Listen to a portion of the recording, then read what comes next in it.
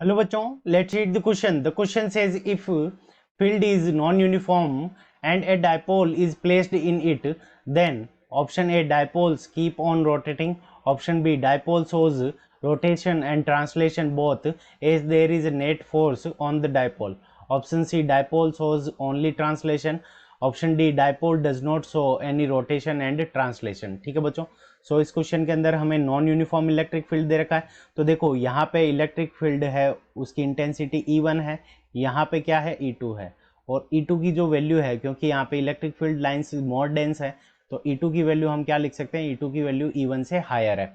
अब डाइपोल क्या होता है कि एक पॉजिटिव चार्ज और एक नेगेटिव चार्ज को जब हम पास में रखते हैं, बहुत पास में, तो उससे हमारा क्या होता है, सेम मैग्नीट्यूड के ये दोनों चार्जेस के कारण डाइपोल बनता है।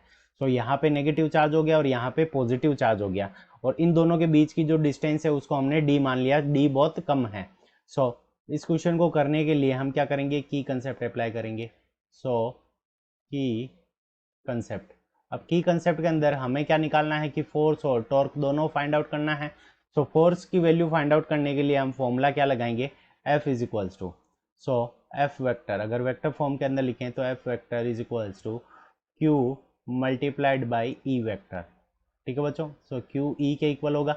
अब देखो पॉजिटिव चार्ज है तो पॉजिटिव चार्ज के ऊपर जो फोर्स लगेगा वो इलेक्ट्रिक फील्ड की डायरेक्शन के अंदर लगेगा, तो इस डायरेक्शन के अंदर लगेगा, और नेगेटिव चार्ज के अंदर जो फोर्स लगेगा वो इलेक्ट्रिक फील्ड के डायरेक्शन के ऑपोजिट डायरेक्शन के अंदर लगेगा। ठीक है बच्चों, तो इसमें इलेक्ट्रिक फील्ड जो है, यहाँ पे इलेक्ट्रिक फील्ड की डायरेक्शन अगर इस डायरेक्शन के अंदर अगर मान लें, सो इलेक्ट्रिक फील्ड की डायरेक्शन अगर हमारी इस डायरेक्शन के अंदर है, तो क्या होगा कि यहाँ पे इस तरफ जो पॉजिटिव चार्ज के ऊपर जो फोर्स लगेगा, तो एफ नेट की अगर हम वैल्यू देखें, so F net is equals to, so F net is equals to positive charge के ऊपर जो फोर्स लगेगा वहाँ पे क्यू ई टू के इक्वल लगेगा, और इसके ऊपर जो फोर्स लगेगा वो माइनस क्यू ई वन के इक्वल लगेगा। ठीक है बच्चों, तो यहाँ पे नॉट नेट जो फोर्स है वो not is equals to zero है, क्योंकि ई टू और ई वन की वैल्यू क्या है, इक्वल नहीं है, E two is greater than E one, तो इस कंडीशन के अंदर नेट फोर्स जीरो नहीं है, तो इसका मतलब फोर्स जब लग रहा है तो फोर्स के कारण हमारे पास में क्या आएगा, ट्रांसलेशन।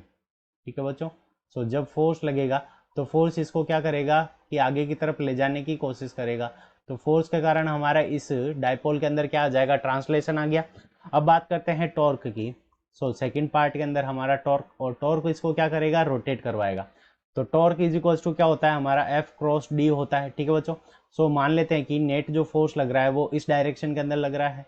सो अगर हम इस नेगेटिव चार्ज के ऊपर, एक्सिस के ऊपर अगर हम टॉर्क कंसिडर करें, तो इस नेगेटिव चार्ज की एक्सिस तो यहीं से पास हो जाएगी, तो इसका कंट्रीब्यूशन क्या हो जाएगा, जीरो के इक्वल हो गया। तो इस चार्ज के कारण होगा केवल टॉर्क, और यहाँ पे इन दोनों के बीच में अगर ये एंगल थीटा है तो परपेंडिकुलर डिस्टेंस क्या हो जाएगी एक्सिस से इस चार्ज की, वो क्या हो जाएगी, D sine theta, D sine theta के इक्वल हो जाएगी। सो हम क्या लिख सकते हैं, टॉर्क नेट, क्योंकि माइनस चार्ज के कारण तो उसकी एक्सिस से पास हो रहा है, तो उसके कारण कोई इफेक्ट नहीं आएगा, तो केवल और केवल पॉजिटिव चार्ज के कारण आएगा, और पॉजिटिव चार्ज के ऊपर जो फोर्स लग रहा है वो हमारा क्या लग रहा है, क्यू ई टू, और परपेंडिकुलर डिस्टेंस हमारी कितनी हो जाएगी, डी साइन थीटा।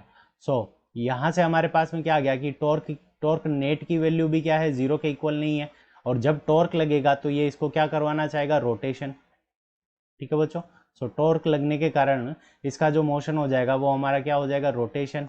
सो रोटेशन और ट्रांसलेशन दोनों हो रहे हैं हमारे पास में। अब हम देखेंगे कि कौन सा ऑप्शन के अंदर गिवन है।